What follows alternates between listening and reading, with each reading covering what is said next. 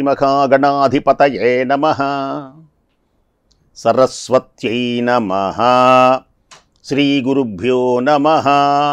హరి ఓం. శ్రీ కైవల్యపదము చేరుటకునై చింతించెదన్ లోకరక్షైకారంభకు భక్తపాలన కళా సంరంభకున్ దానవోద్రేకస్తంభకు కేళిలోల విలసదృగ్జాల సంభూత నానాకంజాత భవాండ కుంభకు మహానందాంగనాడింభకున్. శ్రీకృష్ణ భగవానుని దివ్య చరణారవిందములకు శతసహస్ర కోటి ప్రణామములు సమర్పిస్తూ పరమ పుణ్యమైనటువంటి భాగవతం. ఈ భాగవతం చక్కగా అనేక రకాలుగా సుఖయోగీంద్రుడు పరీక్షిన్ మహారాజుకు తెలియచేశాడు. చివరిగా పరీక్షిత్తు శాపానికి గురి తక్షకుని యొక్క విషాగ్ని జ్వాలలలో ఆహుతి అయిపోయిన తరువాత ఆయన కుమారుడైనటువంటి జనమేజయ మహారాజు తన తండ్రి మరణానికి కారణమైనటువంటి సర్పములు, ఈ సర్ప వంశమే నాశనం చేస్తానని ఎప్పుడైతే ఆ మహానుభావుడు సర్పయాగం చేయటం మొదలుపెట్టాడో, ఆంగీరసుడు అని పేరు కలిగినటువంటి ఒక మహానుభావుడు జనమేజయ మహారాజుని దగ్గరకు వచ్చి కోపాన్ని తగ్గించమని, యాగాన్ని ఆపమని అనేకమైనటువంటి ఉదాహరణతో తెలియచేయగా, కోపాన్ని తగ్గించుకొని గురువు యొక్క మాటను విని ఆ జనమేజయ మహారాజు సర్పయాగాన్ని ఆపివేశాడు. దేవతలు సంతోషించారు, పూలవానలు కురిపించారు. జనమేజయ మహారాజు ఆ తర్వాత రాజధాని నగరంలో ప్రవేశించాడు. మనస్సును లగ్నం చేసుకున్నాడు. మాయా వికారములన్నిటినీ విసర్జించి వేశాడు. తన మనస్సును తన అధీనం చేసుకున్నాడు. ఇతరులను నిందించడం కానీ విరోధించడం కానీ చెయ్యకుండా భగవంతుని పాదపద్మములపైననే భక్తిని మనస్సును నిలిపి కాలం వెళ్ళబుచ్చుతూ విష్ణుపదాన్ని, ఇలాంటి వ్యక్తియే విష్ణుపదాన్ని చేరుకుంటాడు. జనమేజయ మహారాజు కూడా గొప్పవాడే. సుఖయోగీంద్రుడు పరీక్షిన్ మహారాజునకు తెలియచేసినటువంటి విశేషములన్నిటినీ సూత మహర్షి శౌనకాది ఋషీశ్వరులకు చెప్పాడు. వేద విశేషములను మాకు తెలియచేయని శౌనకాది ఋషీశ్వరుడు అనగానే తెలియచేస్తున్నారు. పరాశరుని కుమారుడైనటువంటి సూత మహర్షి చెబుతున్నాడు, పరాశరుని శిష్యులు, పరాశరుని యొక్క కుమారుడు వేదవ్యాసుల వారు. పరాశరాత్మజం వందే సుఖతాతం తపోనిధిం. పరాశరుని యొక్క కుమారుడైనటువంటి వ్యాసభగవానునికి నలుగురు శిష్యులు ఉన్నారు. పైలుడు, సుమంతుడు, జైమిని, వైశంపాయనుడు. ఈ నలుగురు గురువుగారైనటువంటి వ్యాసుల దగ్గర ఋగ్వేదము, యజుర్వేదము, సామవేదము, అథర్వణ వేదమును నేర్చుకొని లోకమునకు ప్రచారం చేశారు వీళ్ళు. ఈ మాట విని శౌనకుడు ఆ క్రమం ఏది అని అడిగాడు. క్రమం ఏది అని అడిగితే చెబుతూ ఉన్నారు. మొట్టమొదటగా బ్రహ్మహృదయలో నుంచి ఒక నాదం పుట్టింది. చిత్త వ్యాపారాలను నిరోధించేటువంటిది ఆ రూపము ధరించి స్పష్టత గోచరించింది. అటువంటి ధ్వనిని ఉపాసించారు. ఓం మహర్షులు ఉపాసించారు, యోగులు ఉపాసించి పాపరహితులై ముక్తిని పొందారు. ఆ నాదము ఏమిటి? బ్రహ్మహృదయంలో నుంచి వచ్చినటువంటి నాదము ఏది? ఆ నాదమే ఓంకారం. విధాత తలపున ప్రభవించినది, విధాత తలపున ప్రభవించినది అనాది. అనాది అయినటువంటి ఒక నాదం, దాని పేరే ఓంకారం. ఈ ఓంకారం మంత్రాలన్నిటికీ మూల కారణమైనటువంటిది. ఓంకారం పలకకుండా మొదట ఏ మంత్రం ఫలించదు. అందుకని ఓంకారం ఉపనిషత్తులన్నిటికీ మూలకారమైనటువంటిది ఓంకారం. అందుచేతనే వేదమాత అనేటువంటి విఖ్యాతి గడించింది ఓంకారం. ఓంకారంలో 3 గుణములు ఉంటాయి. అవి అకార, ఉకార, మకారములు. ఆ గుణాలతోనూ వర్ణాలతోనూ ఓంకారం ప్రకాశిస్తుంది. ఆ ప్రణవం వల్ల దీని పేరే ప్రణవం. ఓంకారమును ప్రణవం అని పిలుస్తారు. భగవంతుడైనటువంటి బ్రహ్మ స్వరములు, స్పర్శములు, అంతస్థలు, ఊష్మములు మొదలైనటువంటి లక్షణాలతో కలిసి ఉన్నటువంటి అక్షర సముదాయాన్ని కల్పించాడు. అక్షర సముదాయములకు కొన్ని పేర్లు ఉన్నాయి. ఏమిటి ఆ పేర్లు అంటే స్వరములు అని, స్పర్శములు అని. స్వరములు అ ఆ ఇ ఈ ఉ ఊలు ఇవన్నీ ప్రాణములు అని, ప్రాణి అని, ప్రాణులు అని, అచ్చులని, హల్లులు అని. అచ్చులను ప్రాణము అంటే, హల్లులను ప్రాణులు అంటారు. వీటిలోనే అంతస్థములు యా రా లావ అంతస్థములు అంటారు. ఊష్మములు, శేషసాహాలు, వర్గలు, ఇలా అనేకమైనటువంటి విధంగా అక్షర సముదాయం ఏర్పడింది. ఆ అక్షర సమామ్నాయము యొక్క తోడ్పాటుతో, అక్షరముల యొక్క తోడ్పాటుతో బ్రహ్మదేవుడు 4 ముఖముల నుండి 4 వేదాలు కలుగ చేశాడు. ఈ అక్షరములే పవిత్రమైనటువంటి ఒక అక్షరం ప్రక్కన ఒక అక్షరం పెడితే మహామంత్రమైంది. బ్రహ్మచారులైన తన పుత్రులకు వ్యాసుడు ఒక క్రమంలో దానిని ఉపదేశించాడు.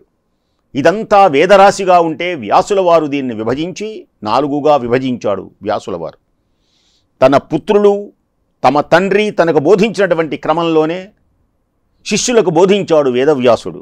ఈ విధంగా వేదాలు ప్రతి యుగంలో సమగ్రంగా ఋషివర్యుల చేత అభ్యాసం చేయబడుతూనే ఉన్న ఇవాల్టికి కూడా అదే క్రమం.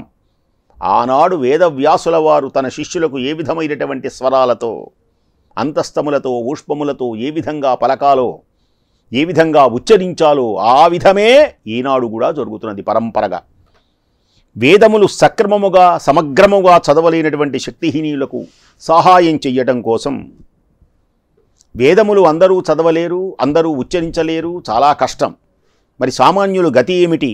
అందుచేతనే వారికి సహాయం చెయ్యాలనేటువంటి భావనతో భగవంతుడు ద్వాపర యుగంలో సత్యవతీదేవికి, పరాశర మహర్షికి కుమారుడై అవతరించి సమగ్రమైనటువంటి వేదరాశిని క్రమంగా ఋగ్వేదము, యజుర్వేదము, సామవేదము, అథర్వణ వేదము అనేటువంటి విధంగా 4 విధములుగా విడదీసి క్రమంగా వాటిని పైల మహర్షికి, వైశంపాయన మహర్షికి, జైమిని మహర్షికి, సుమంత మహర్షికి బోధించాడు.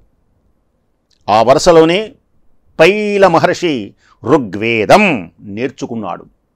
ఋగ్వేదం అంతటా రుక్కులు ఉండటం వలన బృహ్పచ్ఛాఖ అనేటువంటి ప్రసిద్ధి చెందింది. పైలుడు తాను నేర్చుకున్నటువంటి వేదాన్ని ఇంద్రప్రమితికి, బాష్కలునికి ఉపదేశించాడు. బాష్కలుడు తను నేర్చుకున్నటువంటి భాగాన్ని మరల 4 భాగాలు చేసి తన శిష్యులైనటువంటి బోధ్యుడు, యాజ్ఞవల్క్యుడు, పరాశరుడు, అగ్నిమిత్రుడు అనేటువంటి 4కు ఉపదేశం చేశాడు.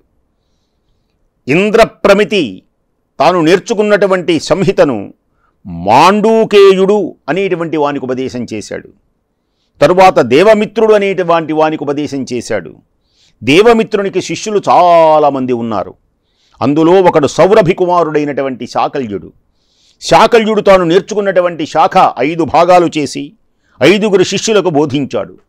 వాత్స్యుడు, మౌద్గల్యుడు, శాలీయుడు, గోముఖుడు, శిశిరుడు అనేటువంటి 5గురు సౌభర్యుడైనటువంటి శాకల్యుని యొక్క శిరస్సులు లాంటి వాడు శిష్యులు. వాళ్ళందరూ కూడా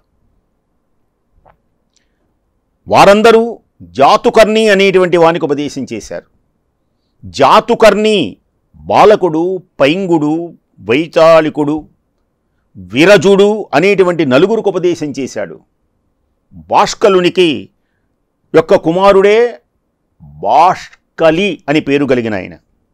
అతడు వాలఖిల్య సంహితను బాలాయని, గార్గ్యుడు, కాసారుడు అనేటువంటి 3గురికి బోధించాడు. ఈ విధంగా బృహ్సంహిత అనగా ఋగ్వేద సంహితలు అనేక విధములుగా ఇంతకు ముందు చెప్పినటువంటి మహర్షుల చేత ధరింపబడి ఆనంద పారవస్యంతో ఇవ్వాల్టి వరకు కూడా నిలిచి ఆ సంప్రదాయం కొనసాగుతున్నది. ఇది ఋగ్వేద విశేషం. ఇక యజుర్వేద విశేషం చెబుతాను వినండి. యజుర్వేదము ఉపదేశం పొందినటువంటి మహర్షి వైశంపాయనుడు. వైశంపాయనుడు అని పేరు కలిగిన మహర్షి. ఆయన శిష్యులందరూ యజ్ఞములన్నిటిలో పాల్గొని ఆధ్వర్యులుగా ఉండి ప్రసిద్ధి చెందారు. యాజ్ఞవల్కుడు కూడా వైశంపాయని శిష్యుడే. అతడు గురువు వల్ల అపరాధం చేయటం వల్ల మూలకంగా యాజ్ఞవల్కుడు గురువుకు అపరాధం చేసేటువంటి ఒక కథ ఉన్నది. దాని అపరాధము చేయటం వల్ల నేర్చుకున్నటువంటి వేదములన్నీ తనకిచ్చి పొమ్మనమని కోపగ్రస్తుడైనటువంటి వైశంపాయనుడు అన్నాడు. నువ్వు అపచారం చేశావు, ఒక చిన్న అపచారం జరిగింది, నువ్వు వేద విద్యను మొత్తం నాకు ఇచ్చేసి వెళ్ళు అన్నాడు గురువుగారైన వైశంపాయనుడు యాజ్ఞవల్కుని. అనగా యజుస్సంహితలు తాను నేర్చుకున్నటువంటి వాణ్ణి వైశంపాయనుడు నేర్చుకున్నటువంటి క్రమంలో వమనం చేశాడు. అలా కక్కున్నాడు మొత్తం, అంటే ఇచ్చేశాడు. అవి రక్తసిక్తమై ఉండగా యజుర్మంత్ర గణముల యొక్క అధిష్టాన దేవతలు ఉన్నారు. తిత్తిరి పక్షుల రూపంలో వచ్చారు. వాళ్ళందరూ అధిష్టాన దేవతలు తిత్తిరి పక్షుల రూపంలో వచ్చి తినేశారు. అందువల్ల ఆ శాఖలకు తైత్తరీయం అనేటువంటి శాఖగా యజుర్వేదంలో ఒక పేరు వచ్చింది.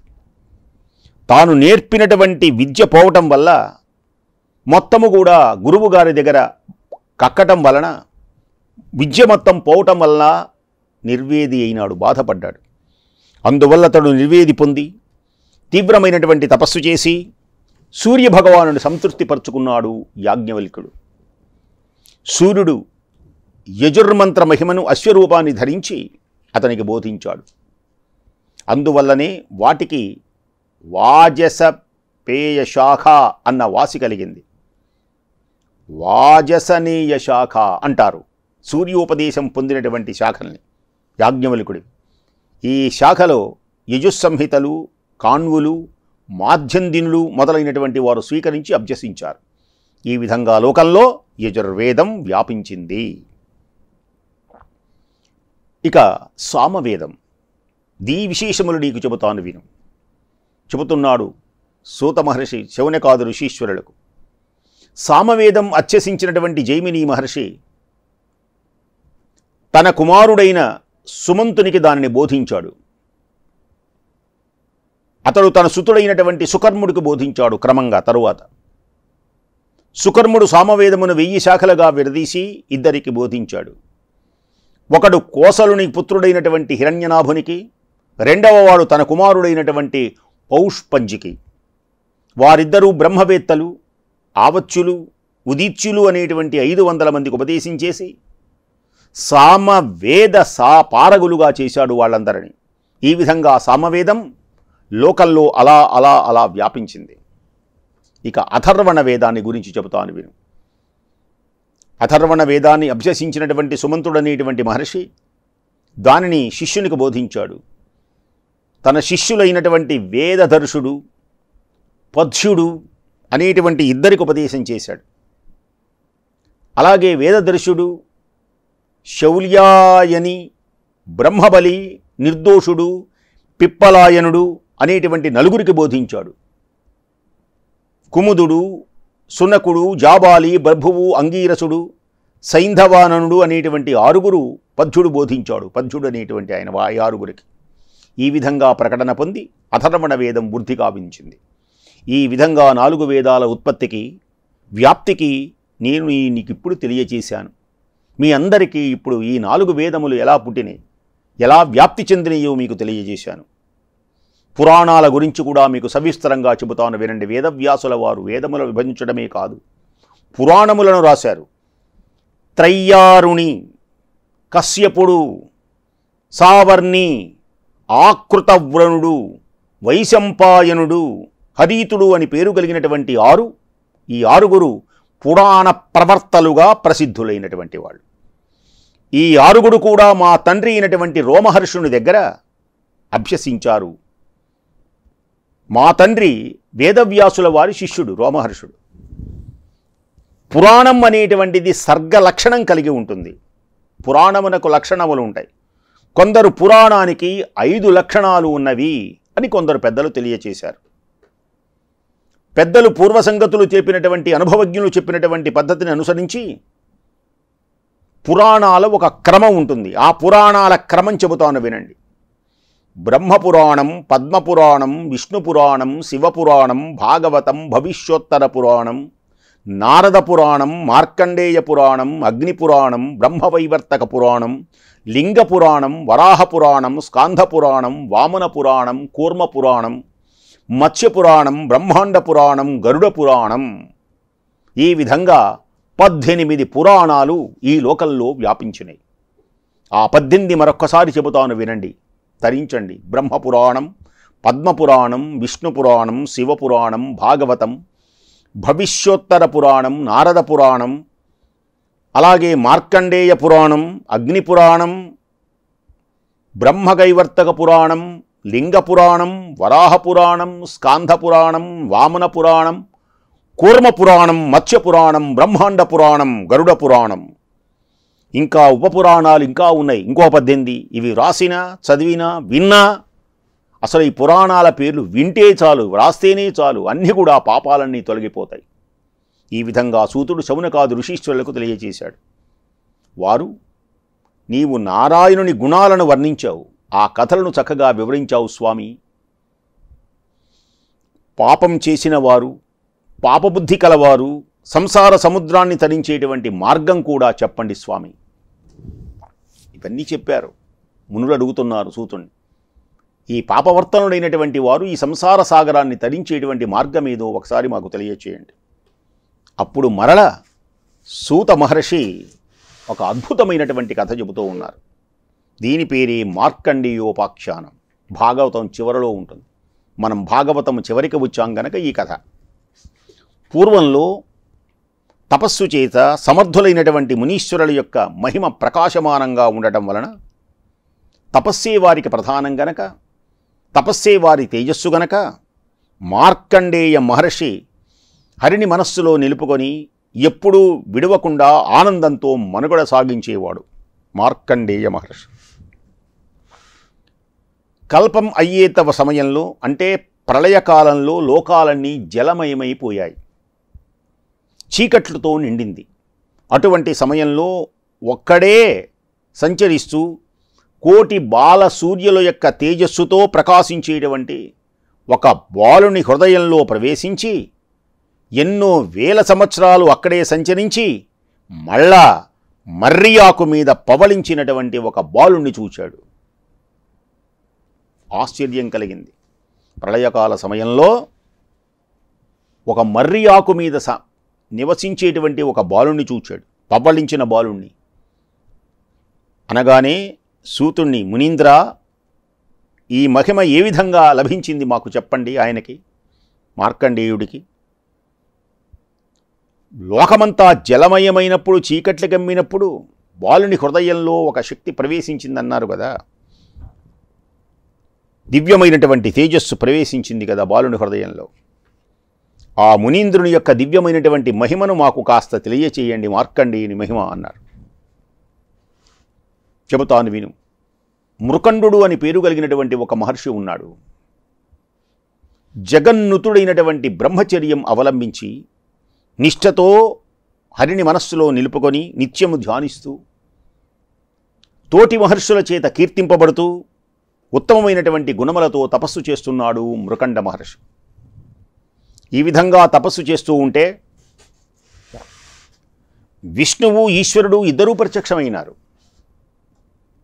వరం కోరుకో అని అన్నారు.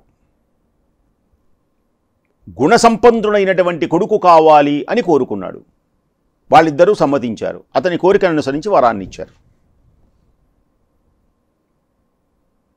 ఆ తరువాత ఆ మునికి మార్కండేయుడు అని పేరు కలిగినటువంటి, నియమనిష్టలు కలిగినటువంటి, చక్కని ధర్మాన్ని ఆచరించి నియమనిష్టలు ఆచరిస్తూ పాటిస్తూ గొప్పవాడై ఉండేటువంటి ఒక కుమారుడు జన్మించాడు. ఈ మార్కండేయుడి నియమనిష్టలను చక్కగా పాటిస్తూ గరిష్ఠుడై ఉండగా మృత్యువు వచ్చి తన పాశంతో కట్టివేయగా ఎదురించి మృత్యువును తృణీకరించి 10,000 సంవత్సరాల పాటు ఉగ్రమమైనటువంటి తపస్సు చేశాడు. మార్కండేయుని యొక్క తీవ్రమైనటువంటి తపస్సుకు భయపడి ఇంద్రుడు మార్కండేయుని యొక్క తపోభంగం కలిగించాలని దేవతాస్త్రులను పంపించాడు. వారు వస్తూ పువ్వులు పళ్ళతో నిండినటువంటి మదించిన తుమ్మెదలు, చిలుకలు, కోకిలు మొదలైనటువంటి పక్షుల కిలకిలారావాలతో నిరంతరం దిగంతాలన్నీ నింపేటువంటి జాతి వైరాన్ని విడిచిపెట్టి సఖ్యతతో సంచరించుతున్నటువంటి జంతువులతో, పక్షులతో నిండి ఉన్నటువంటిది. బెగ్గురు జవ్వములు, ఈ బెగ్గురు పక్షులు జక్కవలు అంటారంటే జంటగా తిరుగుతాయి. కొంగలు, బాతులు, కొక్కెరలు మొదలైనటువంటి నీటి పక్షులతో సందడిగా ఉన్న వేలాది సరోవరాలు చూడముచ్చటగా ఉన్నటువంటి తపోవనంలో జడలు, నారచీరలు ధరించి అగ్నిదేవునిలా తేజరిల్లుతూ తపస్సు చేస్తున్నటువంటి మార్కండేయ మునీశ్వరుని చూచారు ఇంద్రుని చేత పంపబడినటువంటి దేవతాస్త్రీలు. ఆ సురభామినులు మార్కండేయ మహర్షి ఆశ్రమానికి వచ్చి వీణానాదాలతో, వేణునాదాలతో, వినోదాలతో వివసుణ్ణి చేయడానికి ప్రయత్నించారు. అతన్ని తపోభంగం కలిగించాలి అనుకున్నారు దేవతాస్త్రీలు. అయినప్పటికీ వారిని ఆయన మెచ్చుకోలేదు, వారికి లొంగలేదు. ధీరోదాత్తుడైనటువంటి అతనిని మేమేమీ చెయ్యలేదనేటువంటి బాధ కలిగింది దేవతాస్త్రీలకు. ఎందరినో మార్చాం, తపోభంగం కలిగించాం, ఈ వ్యక్తిని మేము గెలవలేకపోయినామని ఓటమిని అంగీకరించి తిరిగి ఇంద్రుడి దగ్గరికి వెళ్ళిపోయినారు. విష్ణువు మార్కండేయుని యొక్క దివ్యమైనటువంటి తపస్సుకు మెచ్చి ప్రత్యక్షమైనాడు.